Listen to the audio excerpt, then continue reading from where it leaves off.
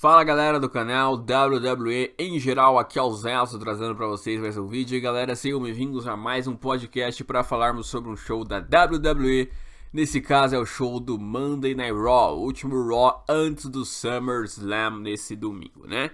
Então, sem mais delongas, você já deixa aí seu like, já se inscreva no canal se você ainda não é inscrito e vamos nessa, né? Antes, né, só avisando que minha voz talvez esteja um pouco estranha ainda, porque eu ainda estou me recuperando, né? Eu estou doente aí nesses últimos dias, tanto que eu não gravei nem o Fast News desse último domingo, né? Um bando de traeiras que não me desejaram melhoras, mas pelo contrário, só ficaram focando na voz da mina, né? E ainda pedindo pra eu sair do canal, pra eu não fazer mais Fast News, pra ela me substituir. Vocês são uns covardes, uns covardes. Primeiro de tudo, se ela apresentou bem, que não foi bem, porque ela atropelou tudo na gravação, ela começou a falar as notícias em 3 segundos ali. Mas mesmo assim, se houve um texto decente por parte dela, foi porque eu escrevi. Eu escrevi, ela só apenas leu, tá bom? Então é méritos meus, seus bandos de covardes, seus bandos de ratos. Vocês são os ratos, vocês nem sequer pensaram na minha saúde, vocês só pensaram nela, na voz dela. Vocês são os escravos cetas. Sempre me disseram, não leve mulher no seu canal, porque depois que você levar, todo mundo vai pedir pra aparecer toda hora, independente do motivo. E se não aparecer mais, vai ficar perguntando por que parou de aparecer, o que aconteceu, se vocês brigaram, terminaram, se vocês estão tendo algum problema, e toda hora pedindo de volta. Não leva nenhuma vez. Eu não levei. Eu levei uma voz. Uma voz. E vocês estão pedindo pra essa voz voltar. Vocês são um bando de escravos ceta mesmo. Vocês são a desgraça do homem no século XXI aqui.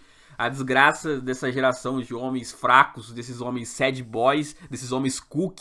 Então, só de raiva também, eu nunca mais vou trazer Fast News nesse canal. Mentira, eu tô só desabafando aqui, mas enfim, só deixando claro então que minha voz ainda está meio zoada por causa desse negócio. Eu tô meio morgado também aqui, porque tomei alguns remédios, eles deixam eu um pouco mais calmo. Então, sem mais delongas, vamos nessa que temos muita coisa pra falar, já que foi o último Raw antes do SummerSlam, teve algumas coisas interessantes, teve retorno do maluco Dean Ambrose. E vamos lá. Bom, o show dessa semana começou então... tá. O último recadinho. Sobre gameplays também estão me perguntando porque eu não tô mais fazendo gameplays. É porque eu estou sem videogame. Sim, eu estou sem videogame, estou vendendo o videogame. Mas em breve eu já vou comprar outro já. Até outubro já vou ter outro videogame já aí pra jogar o próximo game da WWE, então relaxem, né? Bom... o show dessa semana começou então com a entrada de Ronda Rousey. Ronda Rousey, desafiante ao título feminino de Alexa Bliss nesse próximo SummerSlam, entrou para abrir o show dessa semana, né? E aí então ela foi lá, toda animada, toda sorridente, né? Ela que tem essa característica de entrar sorrindo ou comemorar sorrindo, só que no combate ela se transformar, ela virar meio que um bulldog ali, né? Fazer uma cara de vilã, de mal. Enfim... E aí ela meio que logo no começo da promo já transforma tudo em um clima triste, né? Porque ela lembra lá que o pai da Natália acabou falecendo, né? E aí ela vai e comenta lá uma promo relacionada a isso, que o pai muitas vezes representa demais pra nós, porque ele representa segurança, a gente sempre sabe que tudo vai ficar bem no final, porque o pai traz meio que traz meio que um pouco disso, sabe? Um pouco dessa questão de sempre estar seguro, sempre é uma decisão correta, sempre é uma decisão coerente, né? Pelo menos alguns pais, né? E aí então ela foi e comentou sobre isso, e comentou que agora a Natália tá tendo alguns problemas por conta disso, mas que é pra ela dar força nesse momento e tal. E aí ela voltou a falar então sobre o SummerSlam, que ela é a desafiante ao cinturão, e que a Alexa Bliss ali não tem a menor chance com ela. E aquela coisa de sempre, e ainda falou também que naquela noite a Alexa Bliss teria que ter uma oponente, e essa oponente seria Ember Moon, né? E vai lá então a Ember Moon e aparece, lembrando que estava marcado para ser a Natália, né? Só que a Natália, por conta do falecimento do pai dela, provavelmente se ausentou por conta disso. Eu não sei se ela vai estar no SummerSlam, mas a gente vai falar disso já, né? A Ember Moon entrou, e aí veio a Alexa Bliss e a Alicia Fox, né? E a Alexa Bliss começou a falar um monte lá, falar que a Ronda é sempre promovida, todo mundo só fala da Ronda, mas a verdade é que ela, Alexa, já ganhou 5 vezes o título feminino, enquanto a Ronda só teve 2 combates na WWE, tá indo pro terceiro. Aliás, teve 3 combates, perdão, teve um com a Alicia Fox, teve 3 combates na WWE, então ela é apenas uma novata, uma amadora ali naqueles negócios, né?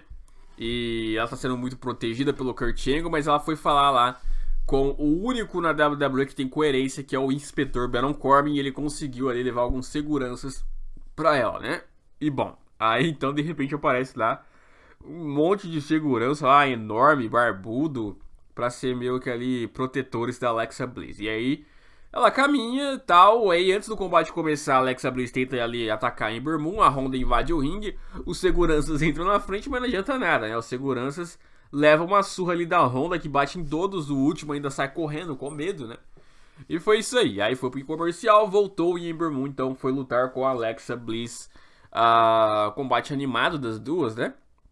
E como sempre, como já era esperado, a Alicia Fox tentou interferir. A Ronda Rousey foi lá tirar satisfação. A Alexa Bliss foi também tirar satisfação com a Ronda. Dentro do ringue, então, a Ember Moon, mesmo assim, mesmo sendo ali atrapalhada, conseguiu fazer o Eclipse, o finalizador na Alexa. Quando foi pra contagem, a Alexa Bliss ali parece que deu um kick out e a Alicia Fox invadiu o ringue. Eu acho que rolou um bot ali, eu acho que era pra Alicia Fox ter ido no ringue e impedido a contagem, mas a Alexa viu que não ia dar tempo, foi e deu kick out ali, o juiz deu desqualificação, enfim, virou uma lambança. E aí então a Honda foi pra dentro do ringue e também ali deu uma surra na Alexa Bliss de novo, virou ela dentro do ringue, mas principalmente deu uma surra na Alicia Fox, mexendo o braço dela pra lá e pra cá toda hora, né? Coitado desse bracinho da Alicia Fox, vai acabar quebrando fácil isso aí, né? E aí então a Honda novamente saindo por cima ali, e a Alexa Bliss novamente ali sendo atacada por ela. Bom, novamente acontece o que eu comentava com vocês nessas últimas semanas. A Alexa Bliss já não deu nenhum, assim, vestígio de que ela pode vencer a Honda. Não teve um segmento dela que ela, pô, saiu por cima, então talvez no SummerSlam ela possa fazer tal coisa, ter tal carta na manga, algo assim. Não teve um momento sequer que ela saiu por cima pra gente poder pensar que há uma chance dela vencer. Ou seja, tudo indicou que pronto, vai ser a Honda, vai ser a Honda, vai ser a Honda. E em alguns momentos até que vai ser fácil, que vai ser tipo um combate muito easy, um combate squash, tá ligado? É dessa forma que a WWE promoveu. Agora, a gente sabe muito bem que muitas vezes se promove uma coisa porque você vai fazer outra. Então você promove uma coisa pra surpreender de outra maneira, né? Então, talvez a gente não tenha visto nenhuma chance ali do Alexa Bliss vencer dessa promoção toda desse combate, dessa construção toda para esse confronto, porque a WWE quer chocar todos e fazer com que a Honda perca, né? A Honda não perdeu ainda, vale lembrar isso. E aí teria sua primeira derrota ali para Alexa Bliss, de alguma maneira que fizesse com que o público não estivesse esperando tanto e acontecesse, né? Essa maneira eu já disse pra vocês que não deve ser uma maneira limpa, é uma maneira roubada. Agora também não acho que vai ser um roubo simples, assim, tipo, a Alicia Fox foi lá, interferiu, pronto, a Alexa Bliss venceu. Eu acho que seria algo mais, como que eu posso dizer? Seria algo mais bem construído, mais bem planejado. Por exemplo, que eu vinha falando de a Natália trair ela, né? A Natália atacar a Honda por algum motivo. A gente lembra lá que, por exemplo, que a Nikki Bella tinha sido atacada pela Natália lá no ano de 2016. E depois ela foi explicar os motivos lá, que, pô, ninguém imaginava que era por aqueles motivos lá que ela dizia e tal, era pura inveja.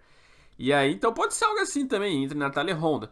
O problema, entre aspas, desse negócio, é que a Natália aí vem ali do falecimento do pai dela, e meio que nesse tipo de situação,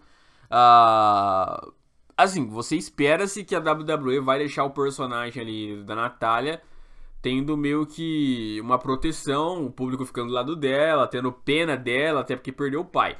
Agora, se a WWE não quiser levar isso em conta, então dá sim pra rolar uma dessa. A Natália retornando de surpresa, atacando a Honda ali, e traindo a Honda, e a Honda perdendo graças a isso, né?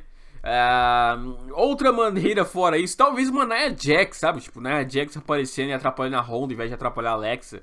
Por algum motivo que a gente não entenderia bem, mas a gente não se surpreenderia, porque a Nia já ajudou muitas vezes a Alexa, e também porque a gente tem essa síndrome de Estocolmo na WWE, que parece que quanto mais você apanha humilhado pelo determinado superstar, você vai lá e defende ele depois. Acontece muito disso, né?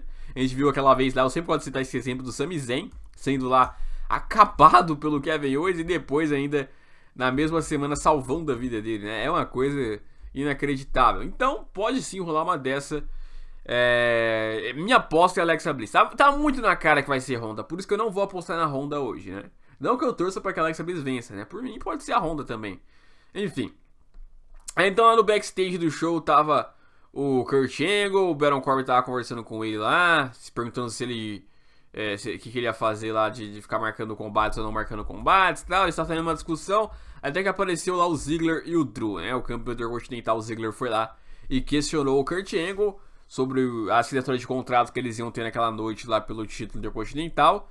E perguntou lá, cadê o Seth Rollins? Porque o Seth Rollins não apareceu ainda, né? Será que o Seth Rollins não quer assinar o contrato? Aí o Kurt Angle falou que até o fim do show eles resolvem isso, né? E aí então o Baron Corbin vai ao ringue, né? Todo animadão. E iria ter um combate com o Tyler Breeze, né? Com o Tyler Breeze ali, o loirinho Tyler Breeze. O Corbin foi, ganhou o combate com um Deep Six. Não precisou nem do End of Days, né? Pra ganhar do Tyler Breeze, pra você ver a fase do Tyler Breeze.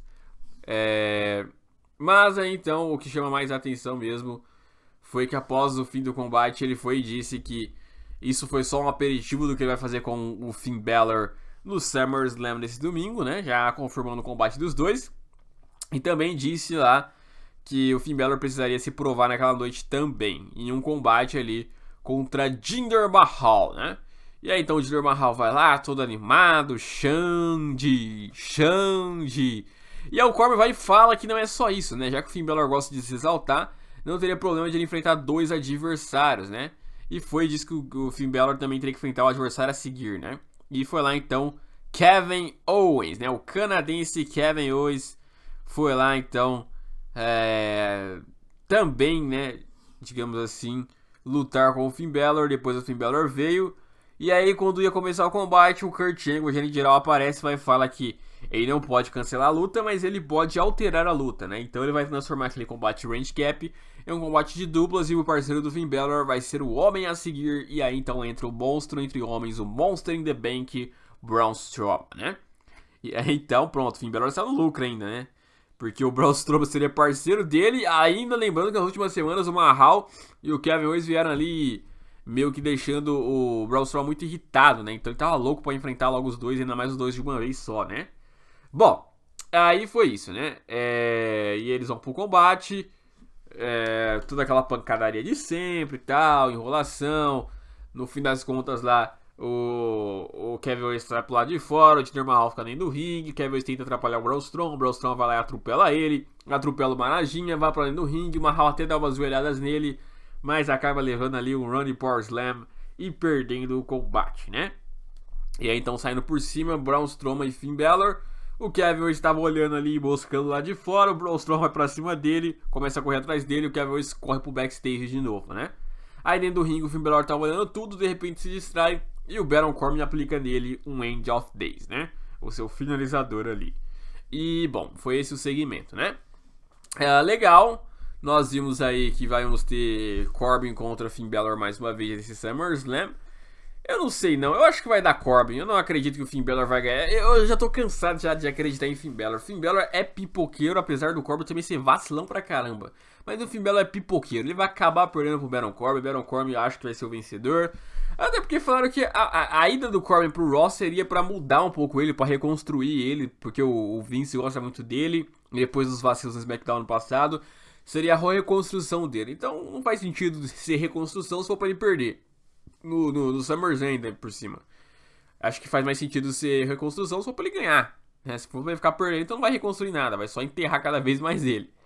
Então acho que o Finn Balor sai derrotado nessa. Que coisa, ele completaria 2 anos então de que ele foi lá no SummerSlam de 2016 e ganhou o título universal, primeiro campeão universal. Completaria 2 anos perdendo pra Corbin do SummerSlam seguinte, né? Ia ser um negócio bem engraçado, né? E em relação a Kevin Owens e Braun Strowman é mais complicado, né? Braun Strowman normalmente sai por cima, só que ele tá muito hypado, o público tá adorando o cara. Eu não sei, cara, é muito difícil acreditar que o Braun Strowman, do jeito que tá hypado, vai perder a maleta pro Kevin Owens, sabe? Seria, assim, algo inesperado, seria uma zebra, seria um azarão o Kevin Owens. Eu torço pelo Kevin Owens porque, como eu já falei, eu acho que o Kevin Owens é bem mais Mr. Money in the Bank do que o Braun Strowman. E eu acho que também a história vai ficar mais bonita, sabe? Pô, o Kevin Owens saindo de tão humilhado pra campeão universal, dando a volta por cima. O Braun Strowman em breve eu acho que pode ganhar o título universal sem precisar da maleta.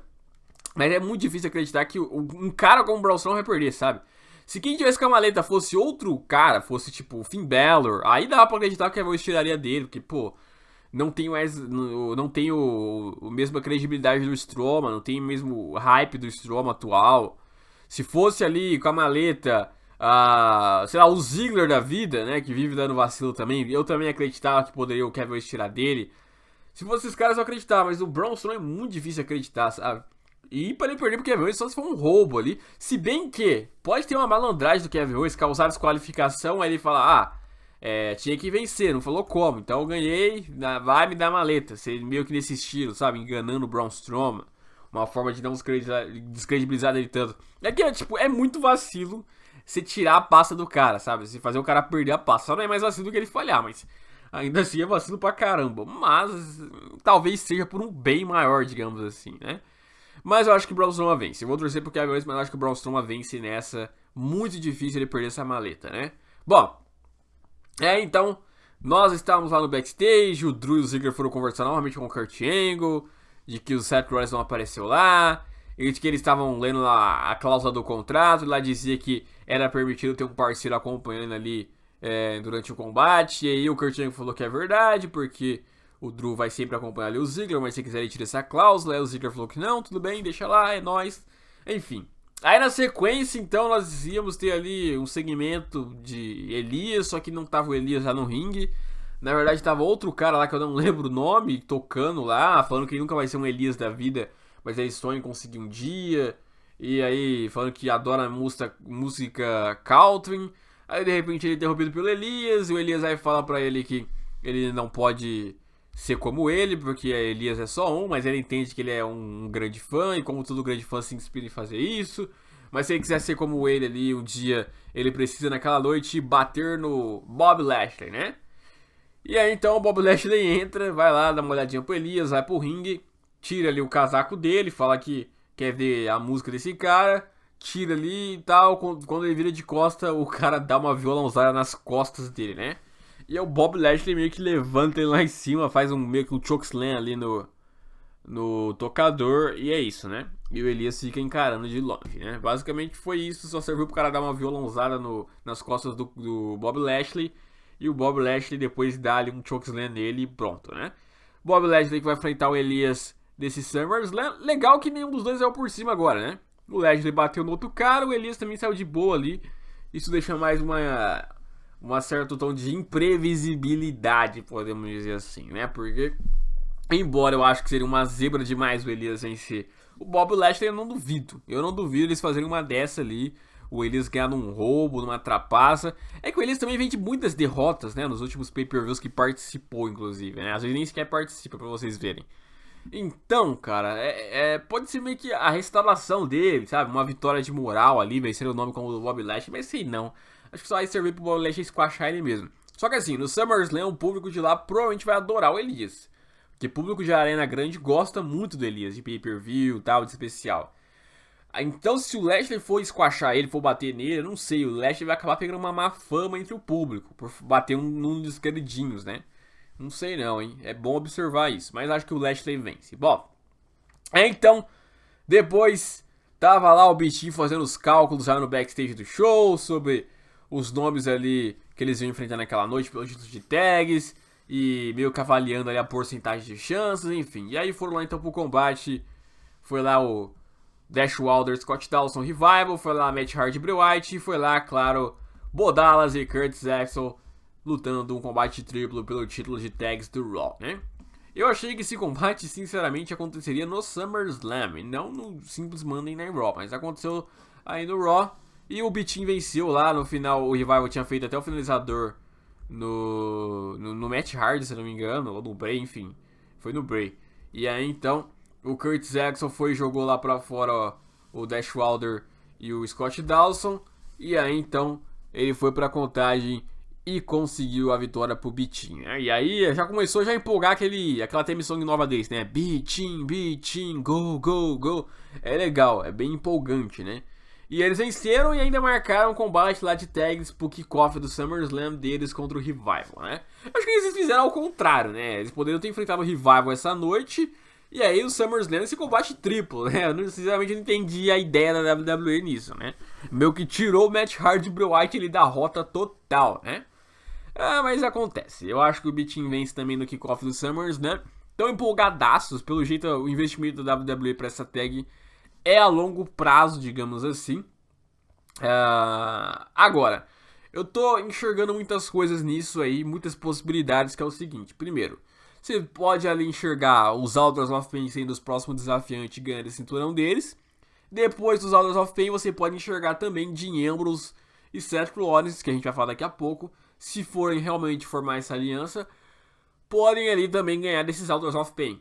E aí pode acontecer deles também rivalizarem em breve com Jason Jordan e Chad Gable, que já estava sendo especulado isso. Em breve o Jason Jordan pode retornar, embora algumas fontes falam que não tá pronto ainda. E aí tem o American Alpha ali contra Dean Ambrose e Seth Rollins.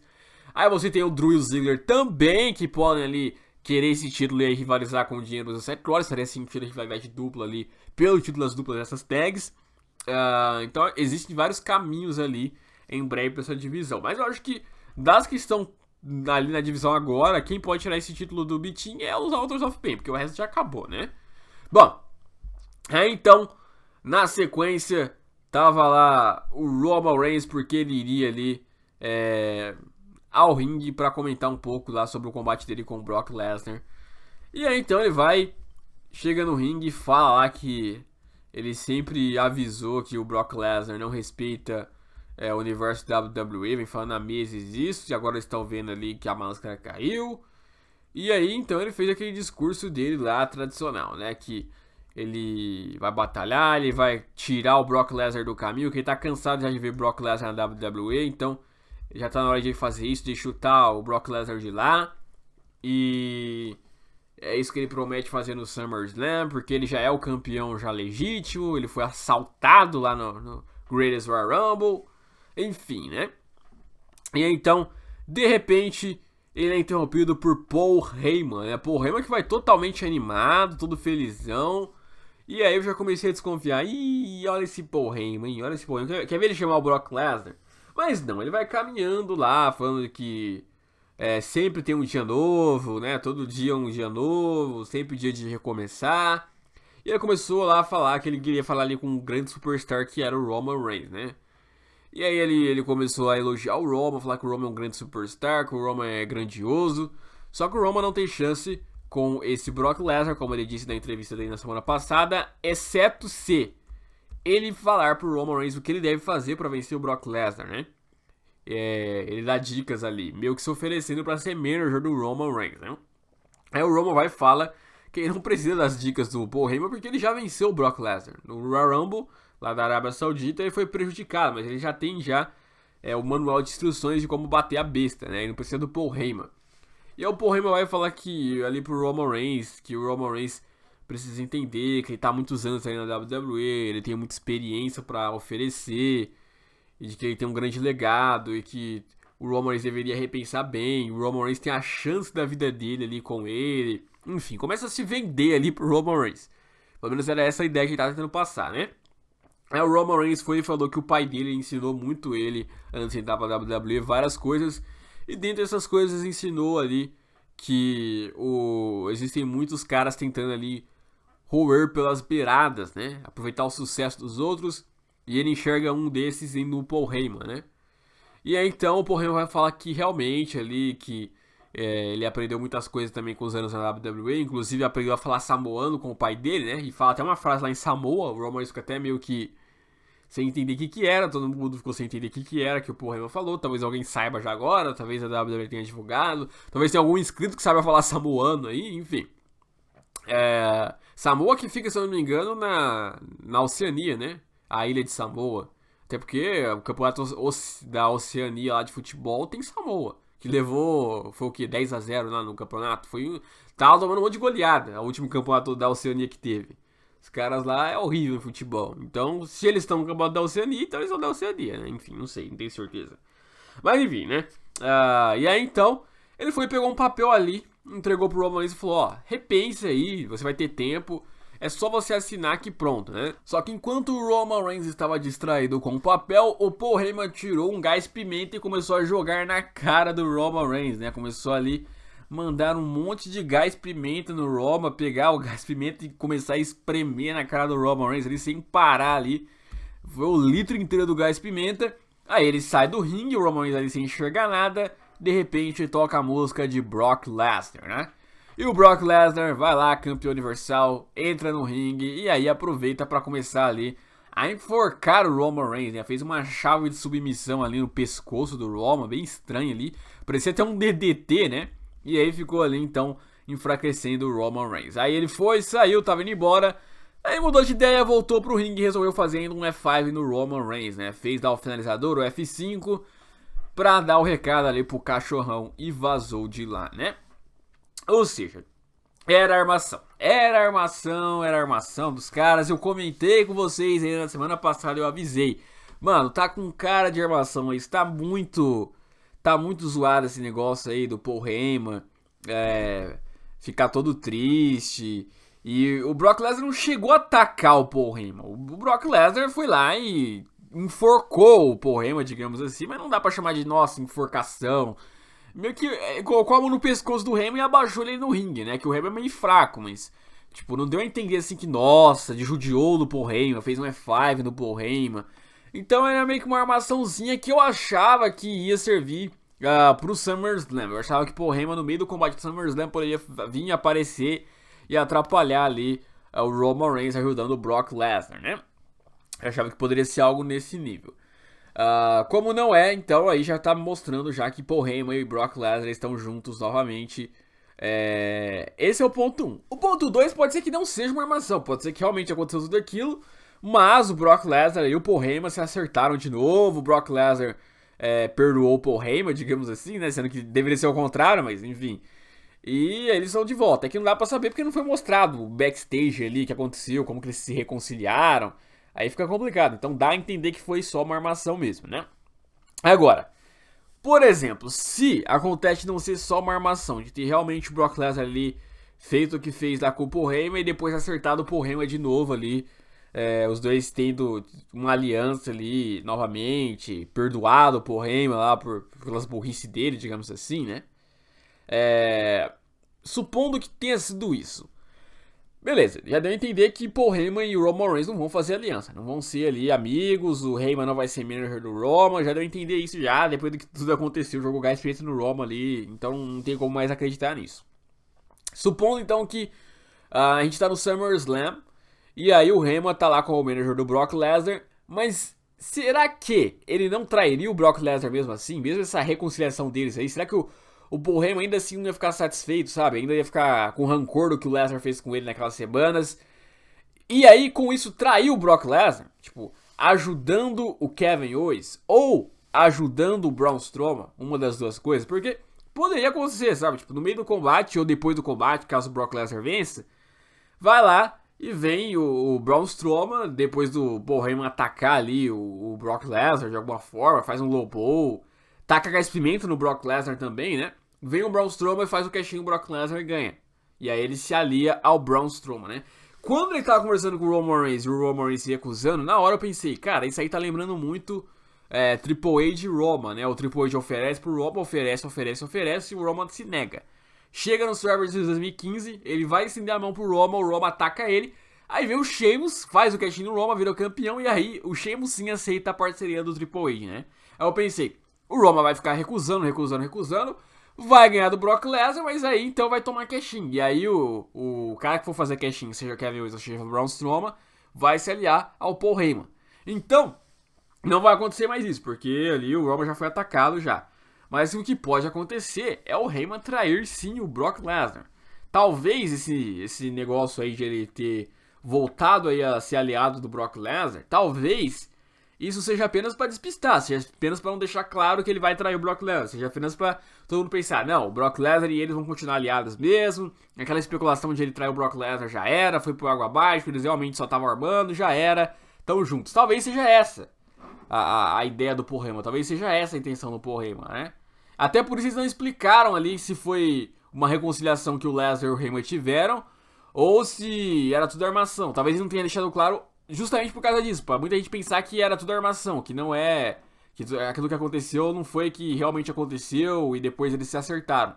Talvez tenha sido só armação mesmo, e por conta disso o Brock Lesnar e eles são aliados desde o começo e tal, e aí ninguém pensar na traição, e aí rolar a traição no SummerSlam, e aí depois o Heyman explicar no Raw que ele não perdoou aquilo que o Lesnar fez, e aí consequentemente a gente já entende que não era armação, porque se ele não perdoou é porque realmente foi algo que não era combinado.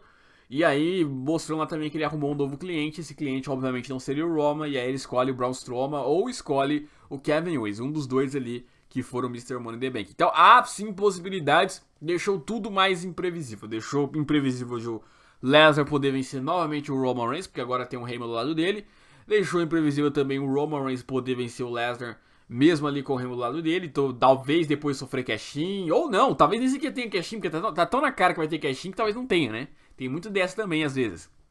Ou rolar uma traição do Heyman e ter cash-in, ou ter cash-in sem traição do Heyman. Há muitas possibilidades. Há muitas possibilidades para esse combate no SummerSlam. Deve ser o evento principal e a gente aguarda então aí que eu tô cheio de expectativas, né? E bom, não só para esse combate que eu estou com expectativas, como também para outros que a gente vai falar daqui a pouco, porque na sequência a gente teve lá então um combate de equipes ali, o Bobby Roode junto com o Titus O'Neil e o Apollo Crews se uniram ali para enfrentar os Authors of Pain, unidos ali ao nosso querido Mojo Rawley, né? E foi engraçado porque o combate terminou com o Bobby Roode finalizando o Mojo Rawley com um glorioso DDT novamente, né?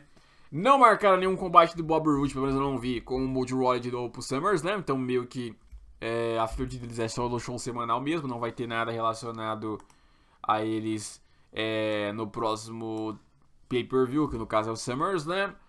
Então, é isso. Os Authors of Pain também não tem nenhum combate marcado com o Titus O'Neil e o Apollo ali, pelo que eu vi. Também é outra coisa só de show semanal mesmo. Bom, aí na sequência, então, nós iríamos ter ali um combate da Sasha Banks e da Bayley contra o esquadrão da Riot, né? Hub Riot, que retornou na semana passada, dessa vez estaria em ação ali dentro do ringue. Foram lutar, estavam lutando, aí como sempre, do lado de fora sempre tem aquelas que interferiram com isso. Então a Hub Riot do ringue aproveitou para fazer ali o seu finalizador na Sasha Banks e vencer o combate, né? Vitória então do esquadrão de Hub Riot. A Bayley e Sasha Banks não brigaram, felizmente, né? Felizmente ainda não teve um entretenimento delas de novo. E o esquadrão da Riot venceu, também não vi nenhum combate marcado delas pro SummerSlam, então basicamente é só no show semanal que elas vão estar resolvendo isso. Pelo menos eu não vi combate delas, né? Se eu tiver errado, vocês me corrijam aí, né? Aí, bom. Aí tava lá no backstage, o Baron Corbin foi falar com o Kurt Angle e foi falar lá que o Seth Rollins não havia chegado ainda, que mais um combate que ele marca que dá tudo errado, não sabe planejar direito. E o Kurt Angle falou que ia lá no ringue então resolver aquilo, né? Aí o Kurt Angle vai no ringue e começa a falar lá sobre outras coisas, sobre o negócio do título universal, que ele vai torcer sim pro Roman Reigns, tirar o título universal para levar o título universal de novo aos shows, porque o Brock Lesnar é o pior campeão de todos os tempos. Até que então ele é interrompido pelo campeão intercontinental Dolph Ziggler ao lado de Drew McIntyre, né? E aí o Drew vai lá e começa a falar pro Kurt Angle. O Kurt Angle, não é novidade que ele tem os preferidos ali dele, e que se ele pudesse ali, sempre colocaria o Roman Reigns com chance pelos títulos, independente de qualquer coisa, porque ele tem os favoritinhos. E aí o Dolph Ziggler vai e fala ali a mesma coisa e começa a comentar ali sobre o Seth Rollins não estar presente, né? E ele vai falar, olha, o Seth Rollins não está presente, mas ele foi um grande campeão. Eu até entendo ele não estar presente aqui. Talvez ele tenha passado pelo mesmo que eu, porque ele foi um grande campeão, um grande talento. O público sempre grita aqui pra ele queimar tudo, né? Quando ele vem no ringue, pisar na cabeça dos adversários, burning down. E no fim das contas, é isso. Só que aí vale lembrar também que no passado eu também roubava o show, né? Que é o slogan dele, né? Show off. Eu também roubava o show, só que só foi eu dar o meu primeiro deslize que o público já começou a me esquecer, que o público já começou a me abandonar. E talvez o Seth Rollins esteja meio que observando a mesma coisa, que o público talvez esteja começando a deixar ele de lado, né? E talvez não queira aparecer por essa razão, porque depois vai vir um outro cara e esse cara também vai ser abandonado. Vai vir outro cara e esse cara também vai ser abandonado e assim sucessivamente, né? E ele vai falar que ele, com ele no momento é diferente, que agora ele tem alguém ali sempre ajudando ele, treinando ele sempre, que é o Drew McIntyre. Os dois sempre tentando dar o melhor de si ali dentro do ringue. E aí ele vai falar pro Kurt Angle adiantar logo isso, pra assinar logo o contrato, já que não vai ter Seth Rollins ali. E ele vai lá, pega a parte dele, assina o contrato e beleza, né? E aí então, tava quase que acabando ali o segmento, até que de repente toca a música do Seth Rollins, né? E vai lá então, aparece o arquiteto, atrasadaço, e vai falar ali que sente muito, pede desculpas por ter chegado atrasado, o voo dele ali deu meio ruim. Mas é que na verdade ele tava ali um bom tempo, só que ele só tava observando o Ziggler assinar o contrato primeiro, porque talvez se ele aparecesse antes o Ziggler não assinaria, né? E aí então ele foi e disse que o negócio é que o problema dele não foi com o voo dele exatamente, e sim o voo de outra pessoa, né? Ele disse que observou muito bem a cláusula do contrato e lá diz que pode ter um cara ali no ringue, né? Pode ter ali um cara ali ajudando ele no corner do ringue como manager. E aí ele disse que o Ziggler escolheu ali um cara loucão, que é o Drew McIntyre, para ajudá-lo, mas ele também tem um lunático para poder ajudar ele no seu combate no SummerSlam, né? E aí de repente então toca a música de Dean Ambrose, né? Dean Ambrose, o maluco Dean Ambrose retorna e aparece ali com um visual bem diferente, forte pra caramba, né? Muito mais forte. Eles até tiraram uma foto depois lá no backstage da WWE, eu já vi já aqui. E o Dean Ambrose tá com um corpo bem mais avantajado que o do Seth Rollins. E não era assim antigamente. O Seth Rollins, desde que retornou em 2016, ele tava com um corpo muito mais forte que o do Dean Ambrose, muito mais desenvolvido, né? Agora esse do Dean Ambrose, ele tá fortaço, tá forte pra caramba, né?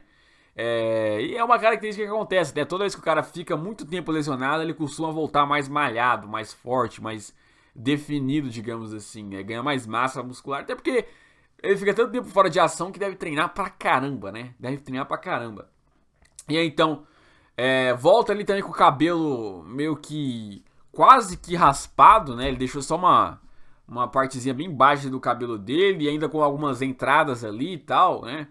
Quase que um carequinha ali, digamos assim. Já esperado isso, eu tinha já colocado no Fast News já um dia que ele ia mudar o penteado, já tava meio que óbvio isso, porque ele só saía de boné e do lado tava sempre raspado. E com uma cara de bravo pra caramba, uma cara de cara ali realmente heel, né? Lembrou muito a cara que ele tinha na época do Shield, era heel, só que ainda naquela época ele tinha um penteado diferente, dessa vez ele ficou com mais cara de mal ainda, né? Mas foi lá então, ele e o Seth Rollins pro ringue deram uma surra no Drew, deram uma surra do Ziggler ali pra dar o recado deles. Aí ele foi lá, entregou o contrato pro Seth Rollins assinou, os dois ali fizeram o punho do Shield e assim acabou o Raw. Então no SummerSlam teremos Seth Rollins contra Ziggler. Com o Ziggler ajudando ele ali como manager, teremos o Drew. E ajudando o Seth Rollins como manager, teremos o Dean Ambrose, né? Legal, olha só que coisa interessante, né? Eu esperava que poderia acontecer o seguinte: o Dean Ambrose retornar no SummerSlam. E aí no meio do combate, né? O Drew lá tentando interferir. No meio do combate ele retorna, ataca o Drew, atrapalha o Ziggler. Ziggler perde pro Seth Rollins.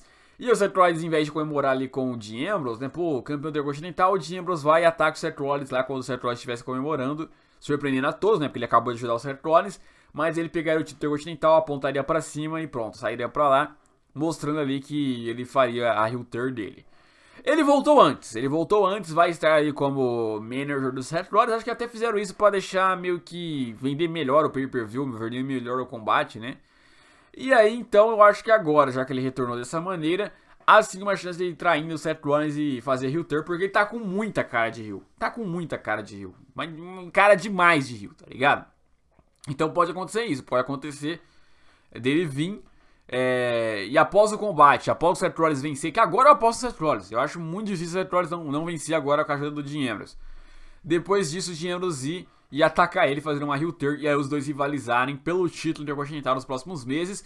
E aí tem até o Drew e o Ziggler ali, até no meio dessa rivalidade, talvez, uma rivalidade de 4 caras, de 3 caras, ou não, ou o Seth Rollins dá a revanche pro próprio Ziggler no próximo Raw, e aí pronto, já acaba a rivalidade deles lá, o Seth Rollins vence, e depois segue com o Dean Ambrose ali numa heel turn mesmo, né? Então a chance disso acontecer é muito grande, é o que eu aposto. Mas também tem outras maneiras, pode ser que o Ambrose no meio da luta ali, na verdade ataque o Seth Rollins, vai te ajudar, e aí o Ziggler vença, e aí o Dean Ambrose turn heel dessa maneira, só que eu acharia muito estranho, né? Eu acharia muito estranho ele aceitar ser manager do Seth Rollins pra no meio da luta ele trair o Seth Rollins. Tipo, teve a oportunidade de fazer isso antes, pra que trair no meio da luta, tá ligado? Não teria motivo tanto pra fazer isso. Ficaria esquisitão, então não aposto muito nessa, mas também é uma possibilidade, né? Tem a possibilidade, talvez, ali, de não acontecer nada disso, de simplesmente eles formarem tag mesmo, virando uma dupla. É que é estranho, não tem como acreditar que o Jim Ambrose vai, tipo, ajudar o Seth Rollins a ganhar o título e tal, e depois ficar na dele, ficar quieto. Até quando ele era o babyface, ele sempre queria o título, então ele não vai ficar satisfeito ali em ver o Seth Rollins como campeão, e ele não, ser só um guarda-costas igual o Drew é. Talvez ele queira outra coisa, né? Talvez ele trai o Seth Rollins, talvez ele realmente pense mais nele. Eu não sei, tá esquisito esse retorno do Dean Ambrose, foi muito esquisito. Por isso eu acho que tem muita chance de ser heel turn, até pelo como ele veio visualmente ali, tá com muito cara disso, né? Mas pode ser que eles formem só tag mesmo e só role heel turn mais pra frente ali. Pode ser, talvez, que o Seth Rollins faça heel turn no Dean Ambrose, ao invés do Dean Ambrose fazer nele, ao contrário, né? Por algum motivo. É que não tem motivo pro Seth Rollins fazer heel turn no Ambrose, né? Só se, sei lá, tipo, ele não ganha o título Continental, aí o Ambrose vira desafiante do Ziggler, ganha, aí ele fica com inveja. Eu não sei, cara, eu não consigo imaginar o Seth Rollins fazendo heel turn agora não. Mas também vai saber, né?